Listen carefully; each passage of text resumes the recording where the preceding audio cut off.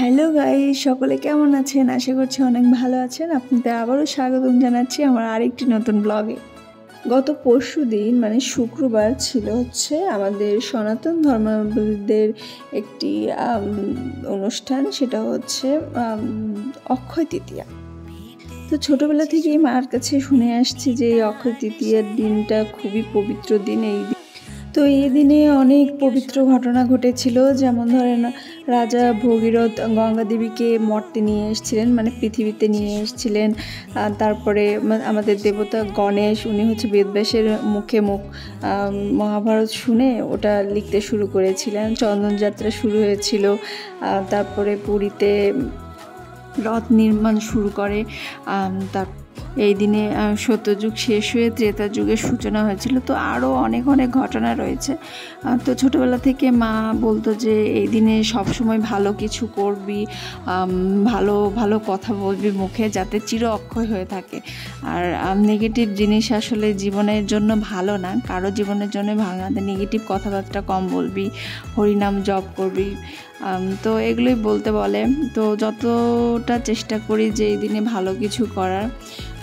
তো আমাদের এখানে আমাদের বাড়ি থেকে একটু কিছু দূরে একটা মন্দিরে ভোগ হচ্ছিল এই অক্ষয় তৃতীয়ার দিন শুক্রবারে। তো আমরা সবাই সেখানেই যাচ্ছি। সবাই যে উঠে পড়েছি একদম গাড়িতে রেডি টেডি হয়ে। তো আমি চিন্তা করলাম যে আজকে যেহেতু পবিত্র একটা দিন, আজকে ভগবানের দর্শন করি, মহাপ্রসাদ খেয়েও আসি, মহাপ্রসাদের দর্শন হোক। তো এর থেকে আসলে পবিত্র কিছু কি হতে পারে? যিনি স্বয়ং ঈশ্বর, তাকে দর্শন করব, যাতে যুগে যুগে চির অক্ষয় হয়ে থাকে। তো এই ভেবেই যাওয়া।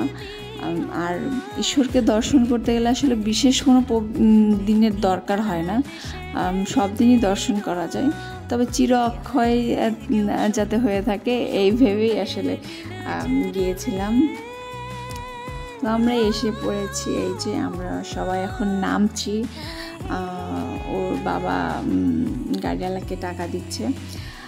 তো যাই হোক, গিয়ে অবশ্য আমাদের অনেক ভালো লেগেছিল। অনেক অনেক মানুষজন ওখানে দেখতে পেলাম। এই যে প্রভুরও দর্শন হয়ে গেল, অনেক সুন্দর করে সাজিয়েছিল।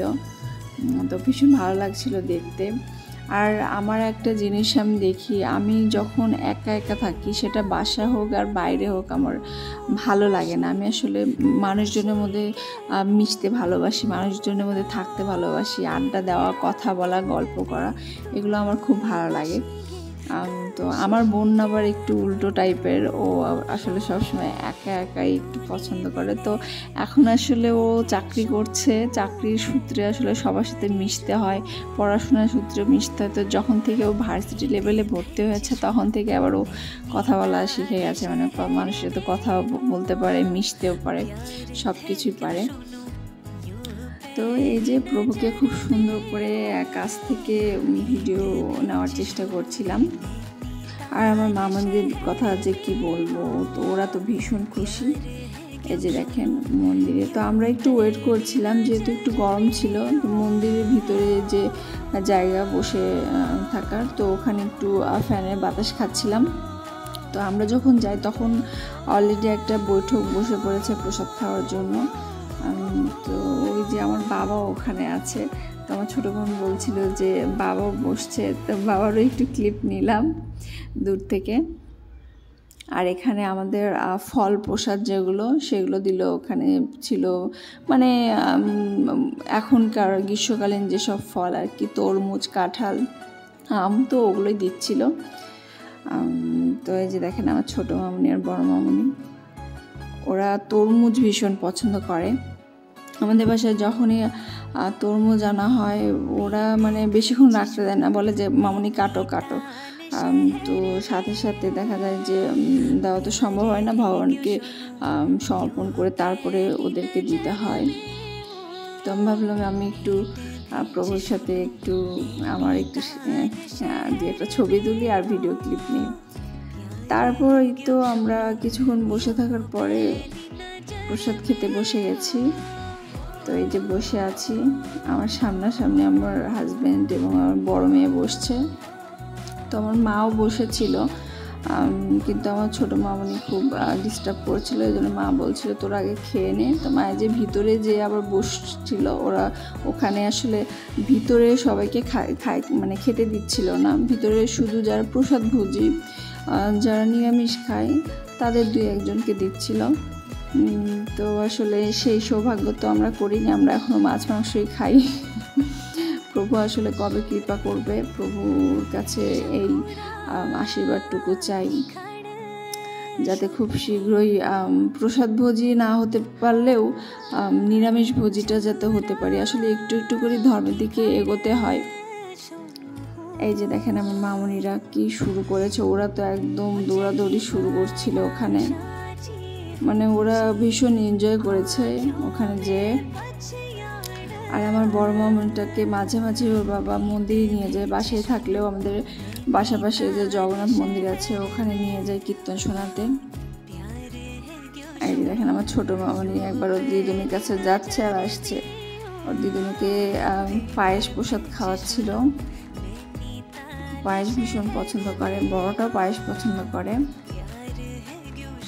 আসলে ধর্মটা আসলে আমরা অনেকে বলি যে আমাদের কি এখনই ধর্ম করার বয়স, একটু বয়স হোক, আসলে তা না। ধর্মটা আসলে ছোট থেকে যে কোনো জিনিসই একটা সময় আছে, কিন্তু ধর্মের আসলে নির্দিষ্ট কোনো সময় নেই, ধর্মটা ছোট থেকেই শুরু করতে হয়। রাস্তায় যেতে যেতে আবার আমরা 3-4জন মিলে মা মেয়েরা সব ছবি তুলছিলাম। আর আমাদের খাওয়া দাওয়া শেষ, আমরা একটু একটু করে হাঁটছিলাম, যেহেতু দুপুরবেলায় সামনে কোনো রিক্সা ভ্যান পাওয়া যাচ্ছিল না, তো ভাবছিলাম যে হেঁটে হেঁটেই যাই, আস্তে ধীরে যাওয়া যাবে। তো যেতে যেতে যে যাওয়ার আগে একটা এটা হচ্ছে কালী মন্দির পড়ে, ভাবলাম যেতে যেতে মাকে একটু দর্শন করি, প্রণাম করে যাই। তো এই মন্দিরে আসলে সব ধরনের পূজা হয় কিনা জানি না, তবে দুর্গা পূজাটা হয়, কালী পূজাটা হয়। তো এই সাইডে একটা দোলনা মানে বাচ্চাদের একটা ছোট্ট পার্কের মতন করেছে, বাচ্চাদের কিছু রাইড রেখেছে, ছোট ছোট কিছু রাইড, যেমন দোলনা, আবার যে দুই পাশে দুই দিকে 2জন বসে যেটা রাইড। তো আমরা সবাই মিলে আসলে খুব ভালো এনজয় করলাম, সময়টা খুব ভালো কাটলো। তো এটা চির অক্ষয় হয়ে থাকুক পরিবারের সাথে সুন্দর সময়টা।